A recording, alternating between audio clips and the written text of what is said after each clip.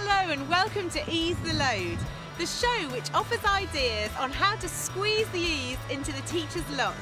Today we're going to look at partnerships with parents.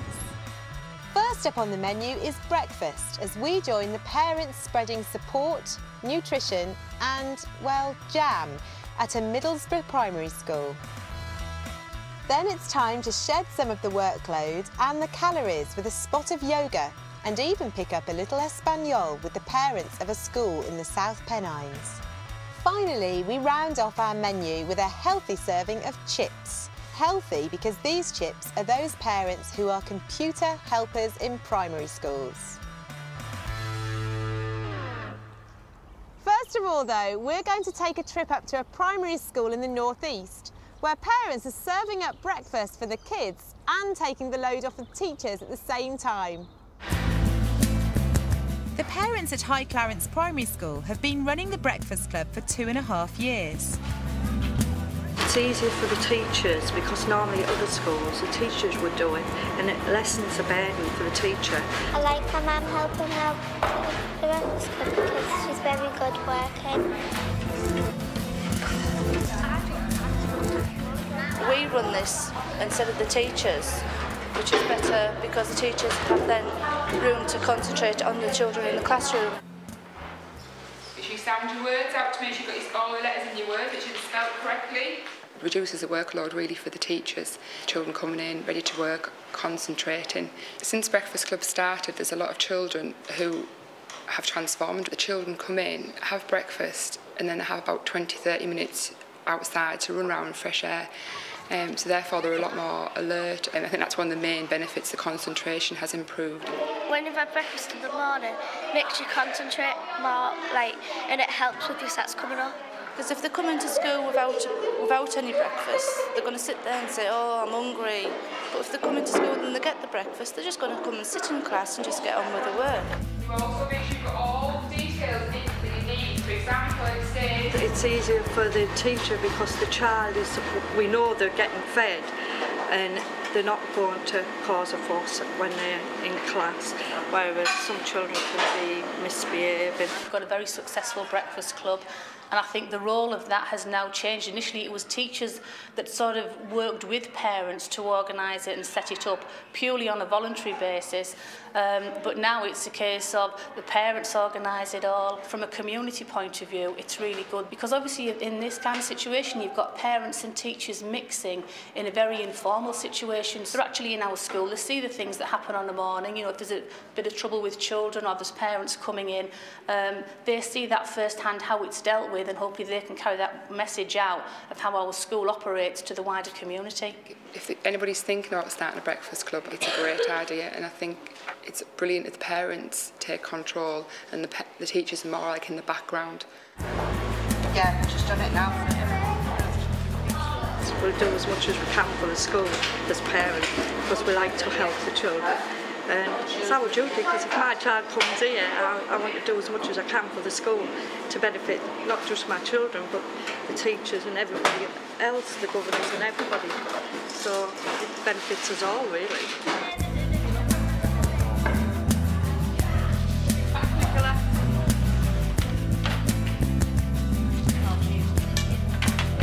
I think from the involvement that we have from the parents, I think that is absolutely fantastic because everything is set up on a goodwill basis, and for the same parents still to be involved 2.5 years down the road, I think shows the commitment that we have from our parents. Teachers really sort of have taken a back step. The parents organise it all, they work in the kitchens, and so without them this would not be able to run, so we're just so grateful for their time and commitment. Well, they've had theirs, so I'm going to have mine. Next, it's time to see how parents ease teachers' loads at a school in Lancashire with a little bit of yoga and a sprinkle of Spanish. This is Trawden Forest Primary School near Colne in Lancashire.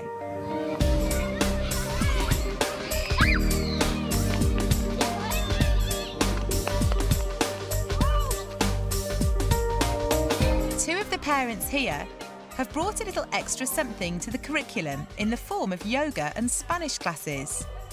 Whilst being of tremendous benefit to the children, these classes also free up time for the teachers.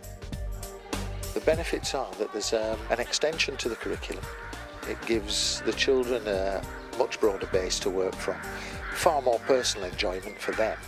It also means that the teachers do get the time that they need for preparation, for assessment, for marking. 1 to 10, do you want to start? When I was 11 years old, I went to live in Tenerife. I spent 18 years there. 2 years ago, I moved back to the UK with my children, and around about 18 months ago, I approached the school looking for work after putting my children into this school. Uno is 1. Dos is 2. The school wanted to take an interest in sort of pursuing foreign languages, modern foreign languages, and we wanted the children to get a taste of more than one if possible, so Kerry Ann seemed the ideal choice. The children are benefiting from getting language skills that they wouldn't be able to get from me, and obviously it's freeing up me to do work during class time that I would normally be doing either lunchtime or in my own time. It's a great idea, not only for the teachers themselves to help ease the load, but for parents to be involved in the school. There's lots that they can provide. They certainly can, whether it be Spanish lessons or, in this case, yoga lessons. We found out that Caroline taught yoga, and she came and did an after-school class with some of the children, so we felt it would be nice to bring her into school during school time and take each class individually and give all the children the opportunity to come. If it wasn't for this particular half hour when the children are freed up, the marking that I've now been doing, I'd either take it home or do it during my lunchtime. Whereas it's nice to have the children, I can still be watching them and I can be marking at the same time.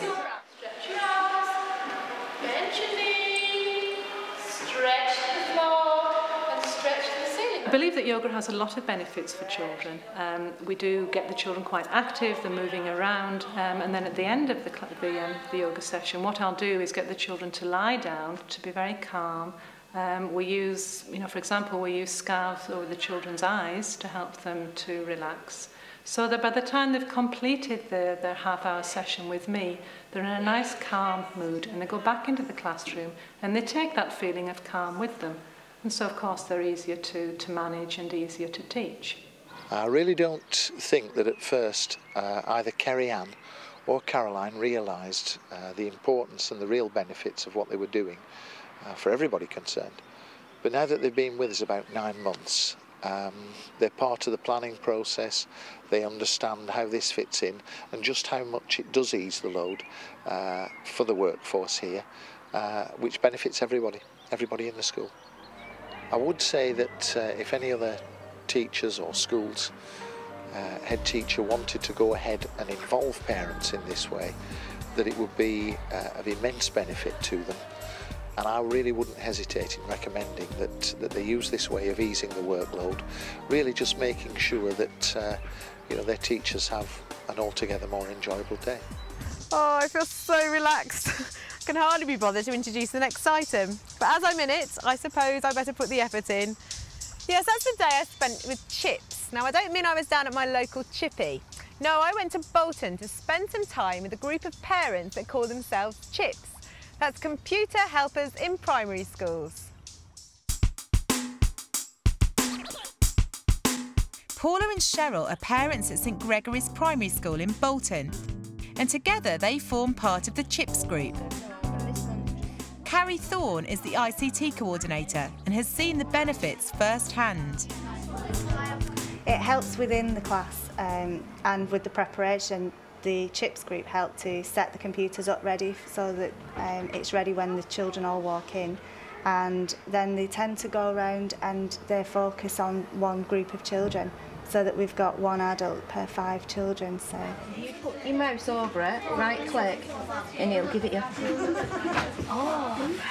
Can you explain how the group started and the background to it? Yeah, in 2001 we did the ECDL, European Computer Driving Licence. Right, okay. I mean, before I went on that course, I couldn't even turn a computer on. I used to phone my husband at work and say, I brought the computer. We enjoyed it so much that although the funding ran out, we didn't want to stop. So we decided to form a group, raise the money for our own training, and then we thought it'd be nice to give something back. So we asked Mr Maloney if he'd mind if we came in school on a voluntary basis, and he snatched our hands off. Right.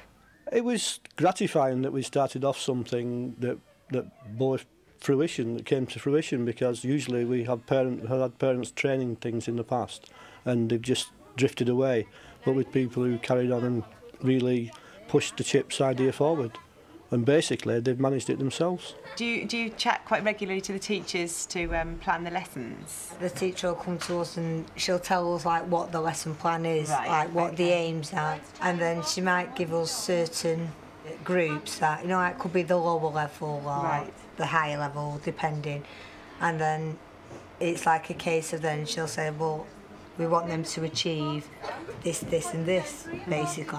Have any teachers learnt any IT skills?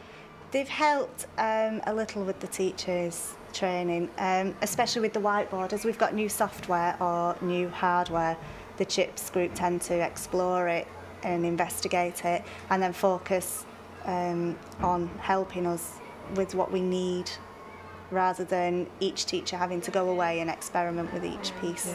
I think it's been wonderful because the skills that the parents had through doing the European driving licence has transferred to the children and in some cases to the staff, because there's not every member of staff was ICT literate.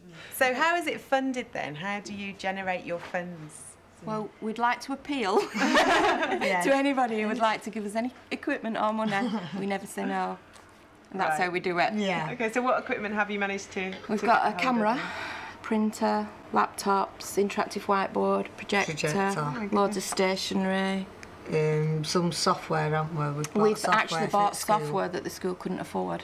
How much have you managed to raise then through all your busy fundraising? We don't know exactly in money, but equipment-wise we must have in excess of £15,000 worth. And then of course there's our voluntary time, which I think is priceless. Yes, yes. So there's number one. So where will number one go on there? You've got to keep your finger down. That's it. Keep your finger down until you get it to the actual box. That's it.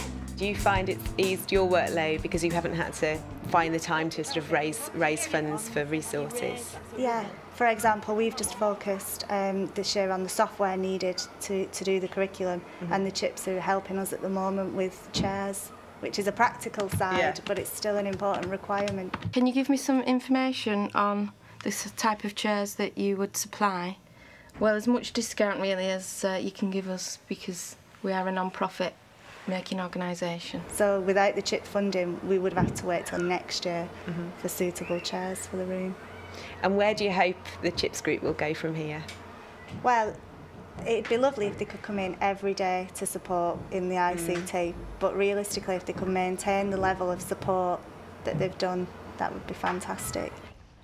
Well, that's your lot. I hope we've managed to offer some ideas on how to make your load lighter. Until next time, take care.